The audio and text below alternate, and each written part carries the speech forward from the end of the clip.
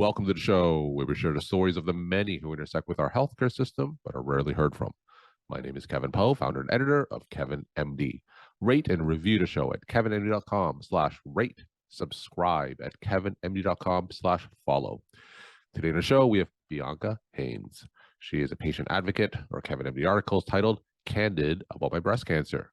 Bianca, welcome to the show. Thank you for having me. We'll get into your article in a little bit. Just briefly share your story and journey to where you are today. I felt I wanted to share my journey because I didn't really see a lot of representation of Asian women, Asian American women sharing their breast cancer journey.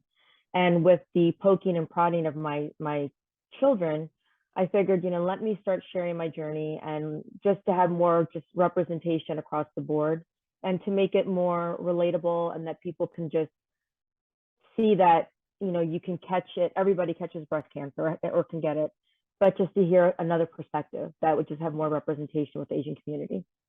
So just give me a sense of how often do you see Asian American patients share their medical journey?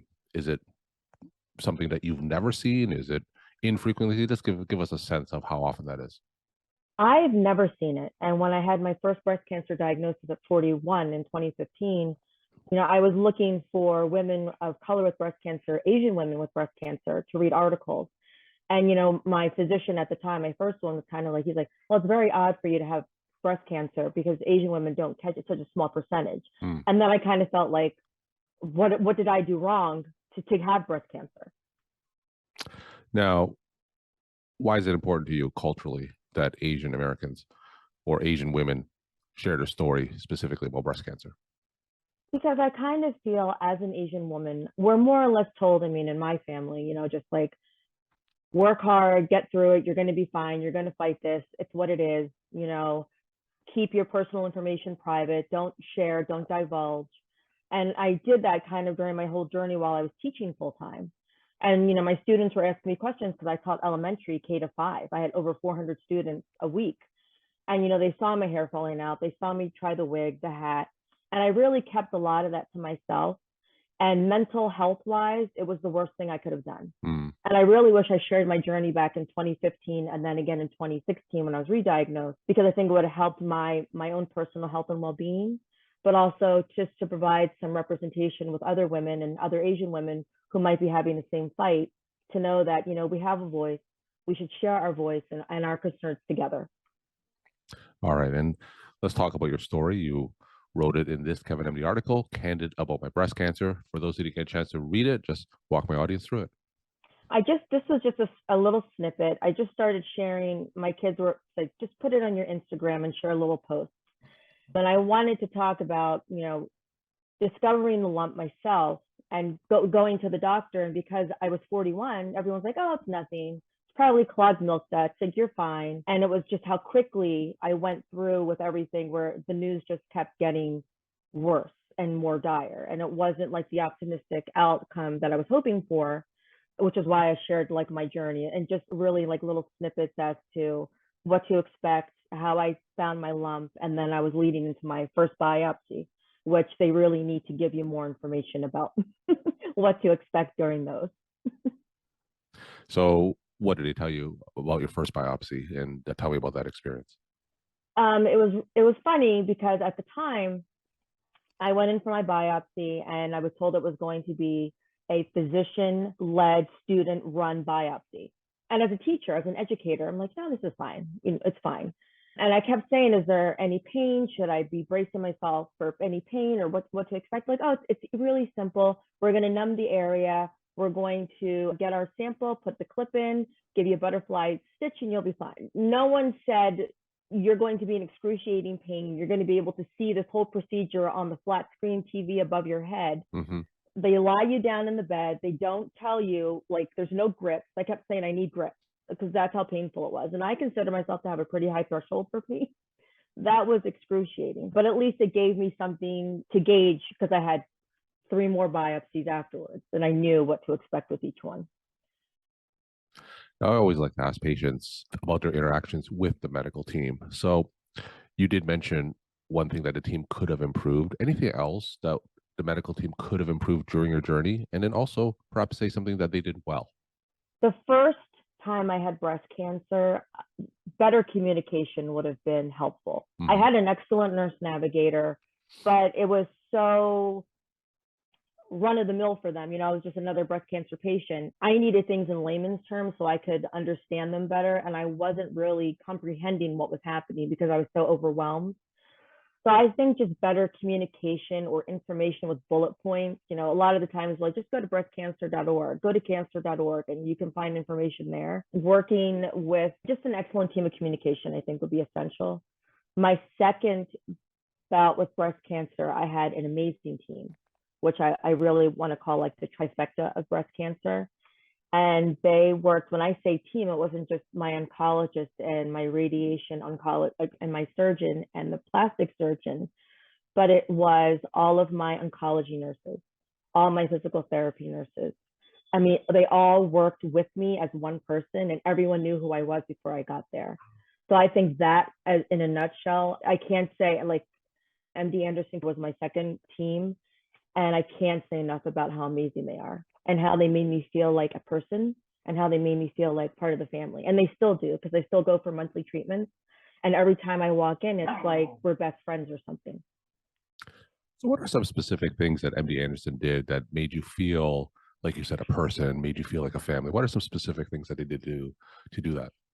They would share with me, because I guess they have patient meetings where they all meet together and they discuss the patient and what the plan is for that patient. But they share that with me. So at every meeting I went to with every different specialist, they said, oh, well, we discussed this. This is the plan that we came up with. And this is like, and everyone knew me before I got there because they had always discussed my plan. And even then, I was still being discussed weekly and then monthly. And then right now, I'm just more of a maintenance phase. But they still say, oh, we were just talking about you the other day because, blah, blah, blah. And I think, to me, that was the best thing, was the communication that they shared with me, but the communication that they shared with each other.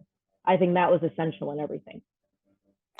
And one of the things that you mentioned earlier is that as an Asian woman, there is a cultural or familial tendency to not share something so intimate and personal. So when you did share your story, what was the reaction from your peers and your family?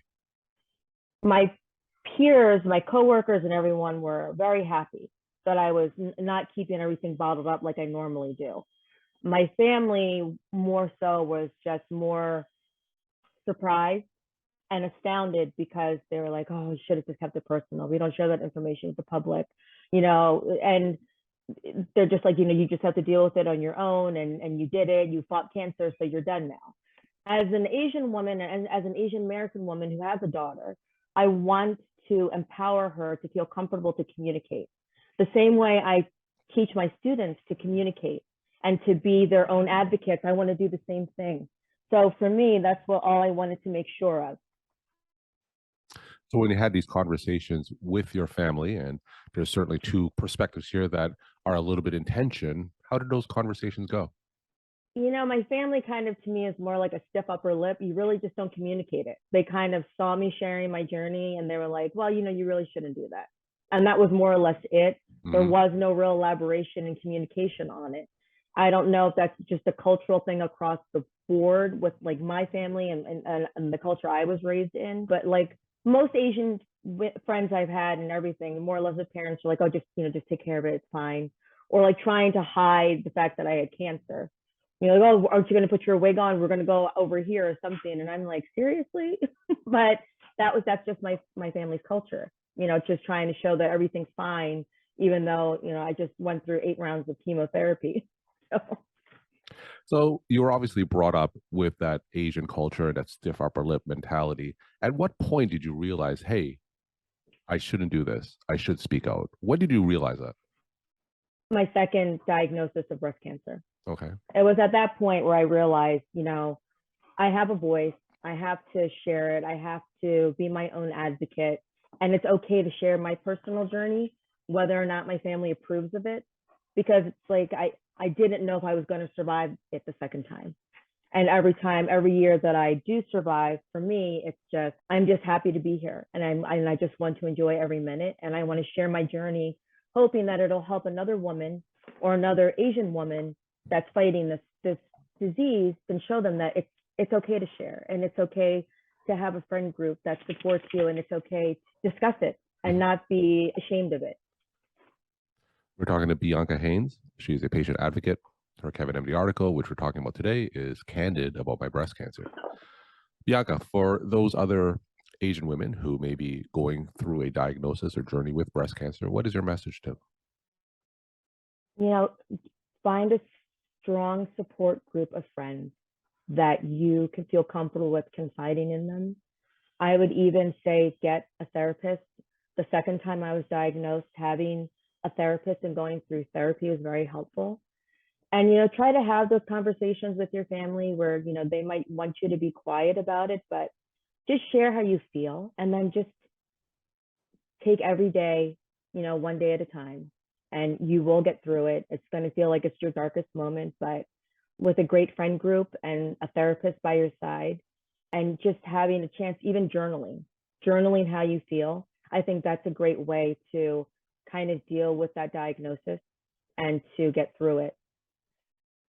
And my final question, what are some of your take-home messages that you want to leave with the Kevin MD audience? I just like to say, as a 2-time breast cancer fighter, I really just want everyone out there who's listening is just, if you are diagnosed with cancer or any type of illness, be your own advocate, have a great support group, and don't be afraid to share your journey with other people. I think that that's very important. Bianca, thank you so much for sharing your story, time, and insight. And thanks again for being on the show. Thank you very much. It was a pleasure.